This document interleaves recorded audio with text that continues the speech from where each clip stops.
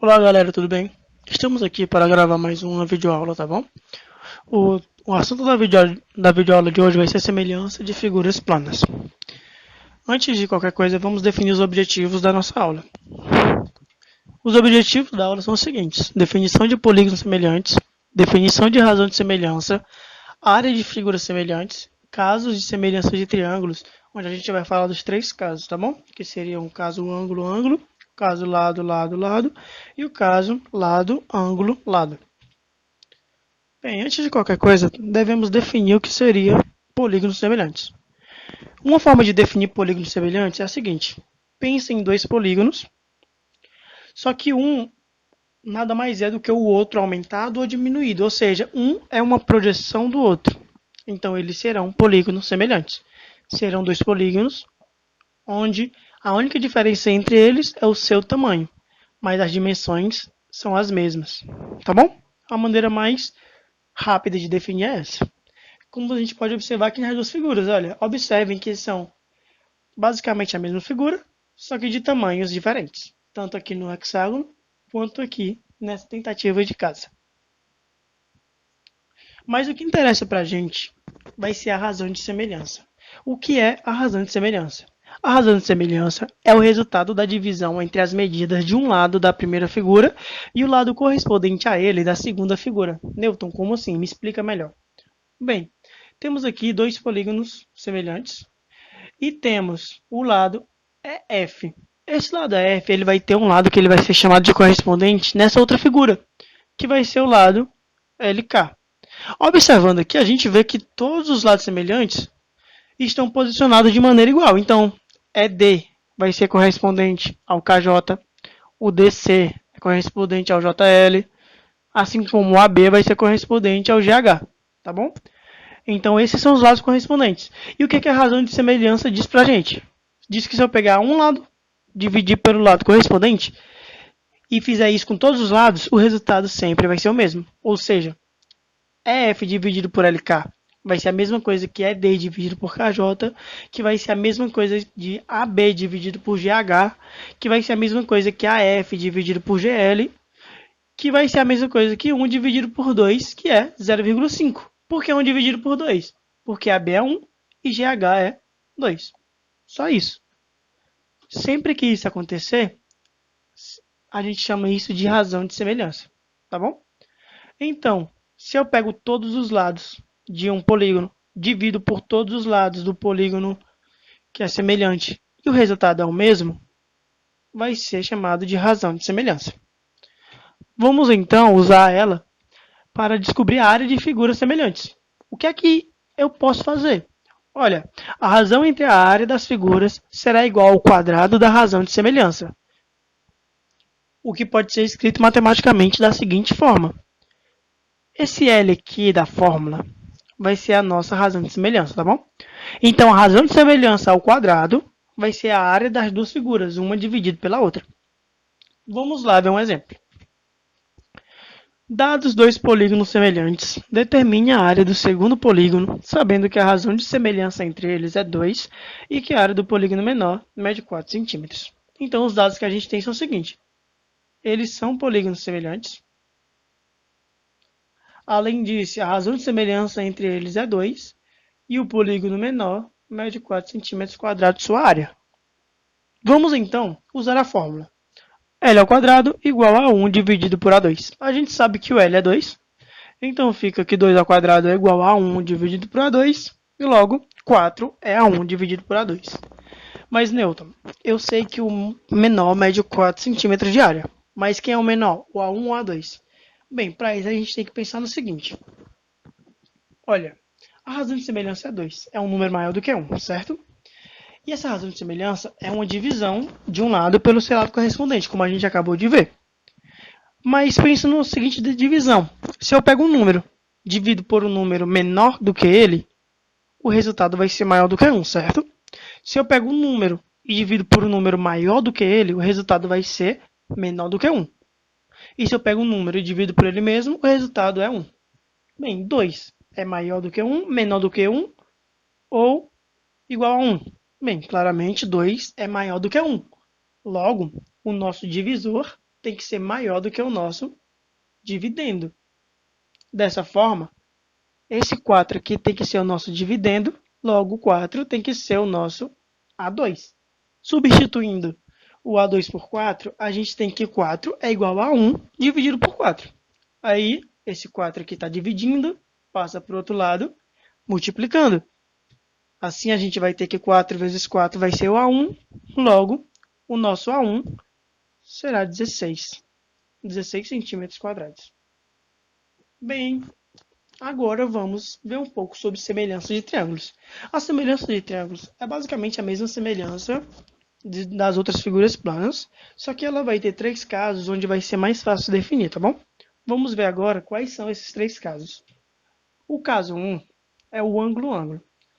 Fala o seguinte, se dois triângulos têm congruentes dois ângulos de vértice correspondentes, então esses triângulos são semelhantes. Ou seja, se eu tiver esse ângulo igual a esse ângulo daqui, e esse outro ângulo igual a esse outro ângulo daqui, significa que esses triângulos serão semelhantes, tá bom? Dois ângulos iguais significa semelhança de triângulos. Primeiro caso, só isso. Segundo caso é o lado, ângulo, lado, que fala o seguinte, se dois triângulos têm dois lados correspondentes proporcionais e os ângulos compreendidos entre eles congruentes, então esses triângulos são semelhantes. Newton, o que é que significa esse lados correspondentes proporcionais? É o seguinte, para eu saber se os lados correspondentes são proporcionais, eu preciso fazer uma divisão. Mas que divisão é essa? É o seguinte, esse lado AB, qual é o lado correspondente dele? É o lado DE. E o lado AC, o lado correspondente dele é o DF. Então, se eu pegar AB, dividir por DE, e o resultado for igual ao AC dividido por DF, eu posso dizer que eles são proporcionais, tá bom? E se eles dois forem proporcionais e o ângulo aqui entre eles forem os mesmos, eu posso falar que eles são triângulos semelhantes. Pelo caso, lado, ângulo, lado. Ou seja, os dois lados são proporcionais e o ângulo é o mesmo. Tá bom? Vamos para o terceiro caso, que é o caso 3, lado, lado, lado.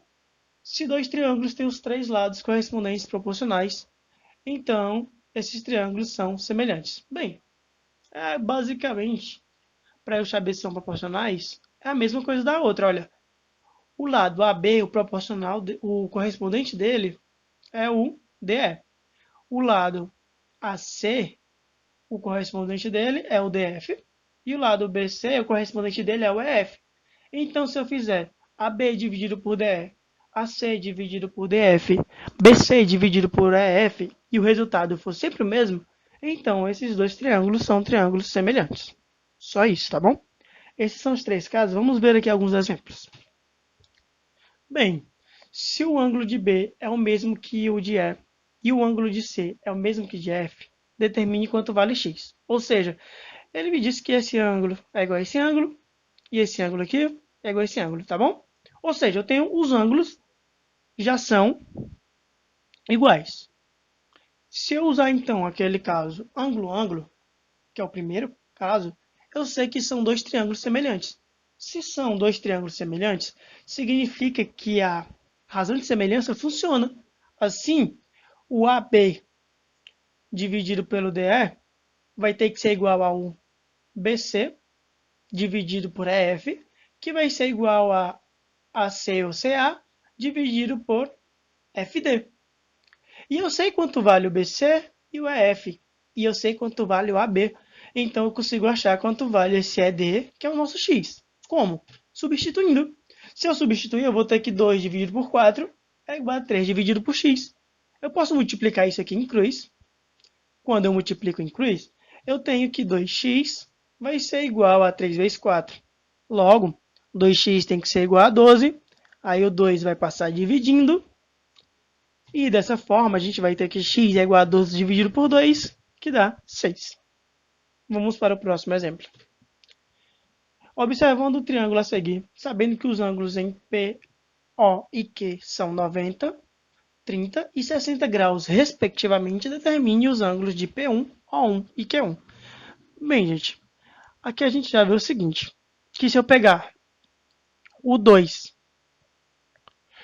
e dividir por 6, e eu pegar o 3 e dividir por 9, e eu pegar o 2 e dividir por 6, o resultado vai ser sempre o mesmo, não é? 2 dividido por 6, 1/3. 3 dividido por 9, 1/3. 2 dividido por 6, 1/3.